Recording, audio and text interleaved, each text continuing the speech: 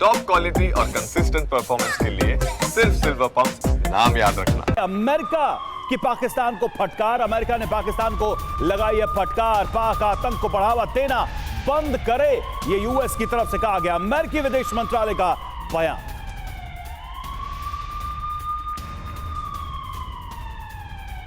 तो अमेरिका की तरफ से सीधे तौर पर पाकिस्तान को कहा गया कि आतंकवाद को बंद करे, आतंकवाद को बंद करे। और साथ ही अमेरिका ने यह भी कहा है कि इस मामले में हम दखल नहीं देंगे। जिस तरीके से अमेरिका से हमेशा उम्मीदें लगाए बैठा रहता था त्रिपाठी सर, जिस तरीके से हर बार जब देखता था पाकिस्तान की अब पूरी दुनिया के सामने उसकी बेइज्जती हो रही है, वॉर में, जंग में या भारत से किसी टकराव में, वो अमेरिका पहुंच जाता था। इस बार अमेरिका ने भी थप्पड़ जड़े, अमेरिका ने भी कहा कि वापस लौटो, जाके ठीक करो, तुम्हारा काम है। बिल्कुल। देखिए, अभी लग रहा था, लोगों ने सोचा आप थोड़ा सा पीछे जाएं, हम 1971 की देखिए, उस समय क्या हालात थे। कई देश जो है पाकिस्तान के साथ थे और हम जानते हैं कि अमेरिका ने उस समय मदद की थी पाकिस्तान की। यूनाइटेड अरब एमिरेट्स और सऊदी अरेबिया, ये दोनों जो है उसके साथ थे, उन्होंने उसको सपोर्ट किया था। आज तुर्की के अलावा कोई देश नहीं है जो इसको सपोर्ट कर रहा है पाकिस्तान को। और जो अभी हालात बना रखे हैं, हमारी नौसेना भी अब एक्टिव हो गई है और कराची पोर्ट तो 71 में किया ही था बंद, अब देखिए अभी फिर कर दिया है और पाकिस्तान के पास कुछ भी नहीं पहुंच पाएगा।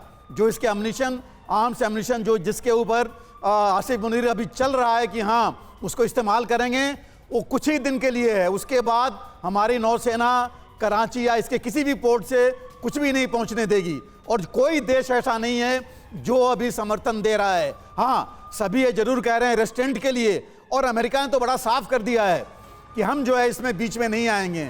अगर हम अपनी तरफ से देंगे, उन्होंने खुली छूट दे दी है भारत को कि भारत जो करना चाहता है करे, टेररिस्ट को और टेररिज्म को ख़त्म करने के लिए। जो ट्रंप भी बोल चुके हैं, वो उन्होंने पहले ही बोला है शुरू में ही कि वो टेररिज्म और टेररिस्ट अमेरिका में नहीं चाहते हैं और बाहर दुनिया में कहीं नहीं चाहते हैं, और भारत भी वही कर रहा है। तो इसलिए मुझे पूरी ये भरोसा है कि अमेरिका और ज़्यादा समर्थन देगा भारत के एक्शन को, इस टेररिज्म को ख़त्म करने के लिए। बिल्कुल डीएस त्रिपाठी सर, और देखिए एक और जो बयान आया है अमेरिका की तरफ से, वो भी बता दे दर्शकों को। भारत और पाकिस्तान के तनाव पर अमेरिका के उपराष्ट्रपति जेडी वेंस की तरफ से क्या कहा गया?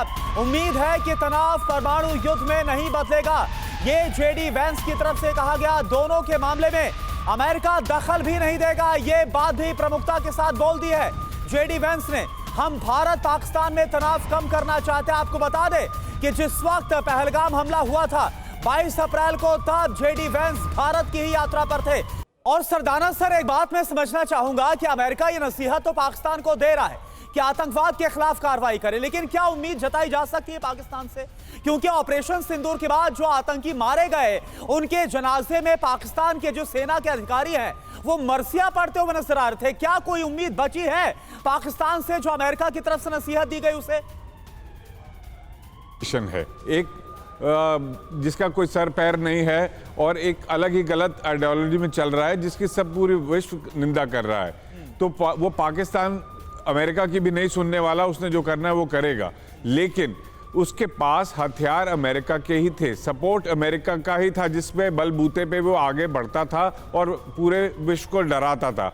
आज की डेट में अगर उसको हथियार नहीं मिलेंगे, अमेरिका की तरफ से सपोर्ट नहीं मिलेगा, पैसा नहीं मिलेगा, तो वो जंग नहीं लड़ सकता। और ये एक बहुत ही बड़ी गलतफहमी लोगों के दिमाग में है कि पाकिस्तान एक बहुत प्रोफेशनल आर्मी है। पाकिस्तान की आर्मी, एयरफोर्स, नेवी कोई प्रोफेशनल नहीं है। वो सिर्फ वर्दी में बिजनेसमैन हैं, वो राजनेता हैं, नेतागिरी करते हैं, पूरा देश चलाना चाहते हैं। वो इसलिए खुद नहीं लड़ते हैं। उन्होंने जो लड़ाई की है वो उन्होंने आतंकियों के थ्रू की है। आज पाकिस्तान की सेना बेनकाब हो रही है क्योंकि उनकी लड़ने की क्षमता ही नहीं है। हथियार जरूर हैं बाकी देशों से लिए हुए, लेकिन हथियार चलाने वाले बिल्कुल कमजोर और बुजदिल है, और आपको वो कुछ ही दिनों में और दिखता जाएगा। बिल्कुल, जैसा आप कह रहे हैं कि प्रोफेशनल आर्मी नहीं है, लेकिन इस सेना का कैरेक्टर ही किसी ऑर्गेनाइज्ड आर्मी की तरह नहीं है।